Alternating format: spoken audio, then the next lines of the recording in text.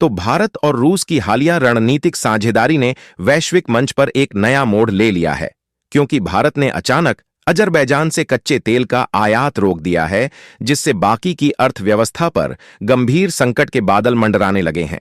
लेकिन हैरानी तो तब हो गई जब इसी बीच भारत ने रूस के साथ मिलकर ब्रह्मोस मिसाइलों का विशाल भंडार तैयार करने और लगभग 3000 करोड़ के रक्षा सौदे को अंतिम रूप देने की दिशा में कदम बढ़ा दिए हैं।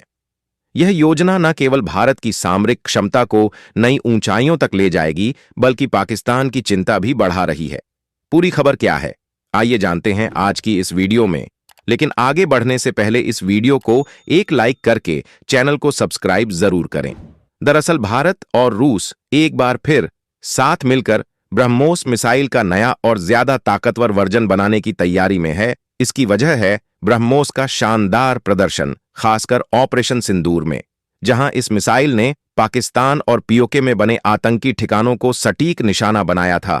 और अब इस कामयाबी को देखते हुए भारत और रूस इस प्रोजेक्ट को और आगे ले जाने में जुट गए हैं। जहां इकोनॉमिक टाइम्स की रिपोर्ट के मुताबिक दोनों देशों के बीच शुरुआती बातचीत हो चुकी है और रूस इस मिशन में भारत की पूरी मदद कर रहा है।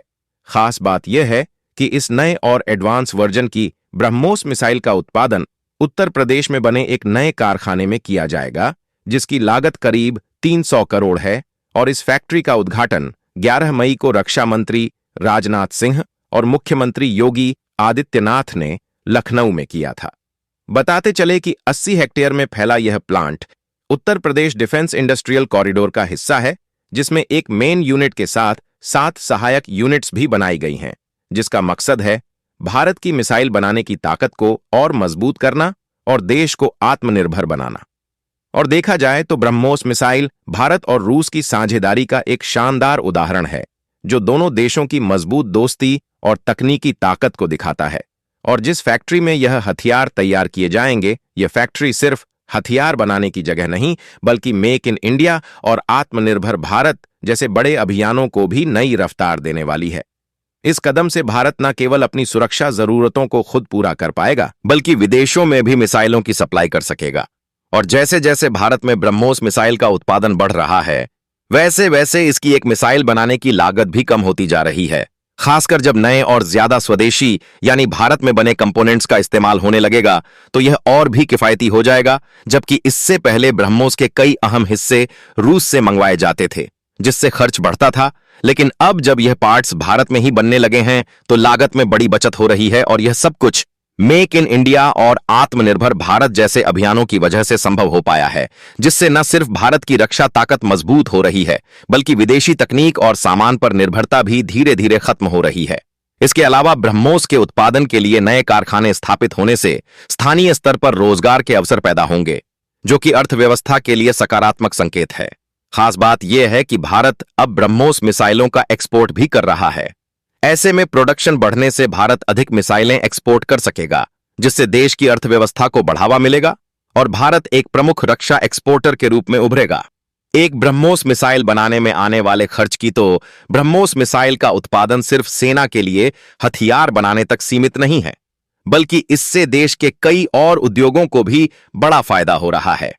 मिसाइल में इस्तेमाल होने वाली एरोस्पेस ग्रेड मटेरियल और जरूरी तकनीकी हिस्से बनाने वाली कंपनियों को इससे नया बाजार मिल रहा है। यानी ब्रह्मोस प्रोजेक्ट के जरिए छोटे बड़े कई उद्योगों को काम मिल रहा है, जिससे पूरे देश के औद्योगिक विकास को रफ्तार मिल रही है।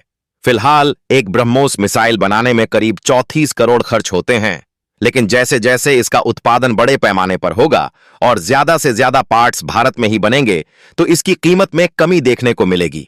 और अगर आपको नहीं पता तो बता दूं, 10 मई को भारत ने एक बड़ी और साहसिक कार्रवाई में अपने सुखोई लड़ाकू विमानों से ब्रह्मोस मिसाइलें दाग कर पाकिस्तान के रावलपिंडी के पास मौजूद नूर खान एयरबेस को निशाना बनाया था। और यह एयरबेस सिर्फ एक आम ठिकाना नहीं, बल्कि पाकिस्तान की वायुसेना के लिए एक अहम कमांड और कंट्रोल सेंटर माना जाता है, खासकर उसके उत्तरी हवाई अभियानों के लिए। सबसे खास बात यह है कि यह एयरबेस पाकिस्तान के स्ट्रेटेजिक प्लान्स डिवीजन के बेहद करीब स्थित है, वही डिवीजन जो उसके परमाणु हथियारों की निगरानी और नियंत्रण करता है। जबकि खबर यह भी है कि ब्रह्मोस मिसाइलों का इस्तेमाल बहावलपुर में जैश-ए-मोहम्मद के मुख्यालय को निशाना बनाने के लिए भी किया गया था और अधिकारियों के अनुसार इस मिसाइल की रेंज 300 से 400 किलोमीटर है, जहां इसकी टॉप स्पीड मार्च 2.8 मेक है, जिसे पाकिस्तान या चीन के किसी भी छात्र एयर डिफेंस सिस्टम से रोका नहीं जा सकता। भारत के पास इस मिसाइल के जमीन से जमीन, जहाज से जमीन और हवा से लॉन्च किए जाने वाले वर्जन हैं, जो अभी इस्तेमाल में हैं। लेकिन यहां पर मेक 2.8 का मतलब है कि यह मिसाइल आवाज की रफ्तार से लगभग 3 गुना तेज उड़ सकती है। लेकिन हाल की बड़ी खबर यह है कि भारत ने अजरबैजान के खिलाफ एक सख्त एक्शन लिया है, जिससे दुनिया हैरान है। दरअसल भारत ने अजरबैजान से कच्चे तेल का आयात रोकने का बड़ा फैसला लिया है, जो सिर्फ एक व्यापारिक कदम नहीं बल्कि एक अहम कूटनीतिक संदेश भी माना जा रहा है। यह फैसला इसलिए भी बड़ा है क्योंकि भारत अजरबैजान के तेल का तीसरा सबसे बड़ा खरीदार रहा है। इतना ही नहीं, बाकी यानी अजरबैजान की राजधानी अपने कुल तेल निर्यात का करीब 95% हिस्सा अकेले भारत को ही भेजता था। ऐसे में भारत का पीछे हटना अजरबैजान की अर्थव्यवस्था पर तगड़ा झटका साबित हो सकता है। भारत अब जिस तरह धीरे धीरे अपनी ऊर्जा जरूरतों के लिए दूसरे विकल्प तलाश रहा है, जो यह दिखाता है कि वह सिर्फ ऊर्जा के मामले में ही नहीं बल्कि रणनीतिक मोर्चे पर भी मजबूत और आत्मनिर्भर बनने की दिशा में बढ़ रहा है। फिलहाल अभी तक इस फैसले के पीछे की कोई आधिकारिक वजह सामने नहीं आई है, लेकिन इसके असर बहुत दूर तक जा सकते हैं और देखा जाए तो भारत की इस सख्त कार्रवाई से अजरबैजान की अर्थव्यवस्था को जोर का झटका लग सकता है, क्योंकि उसकी कमाई का बड़ा हिस्सा कच्चे तेल की बिक्री से आता है। तेल ही उसकी अर्थव्यवस्था की रीढ़ है।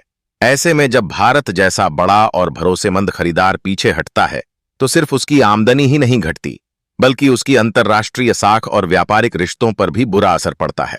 ऐसे में अब अजरबैजान को नए खरीदार ढूंढने पड़ेंगे, जो इतना बड़ा बाजार भर सकें, जो कि आसान नहीं होगा। भारत का यह फैसला सीधे तौर पर दिखाता है कि वह अब अपने रणनीतिक और आर्थिक फैसलों में पहले से कहीं ज्यादा मजबूत और सोच समझकर आगे बढ़ रहा है। वैसे आपको क्या लगता है, क्या भारत को अजरबैजान के खिलाफ इस तरह का एक्शन लेना चाहिए या नहीं?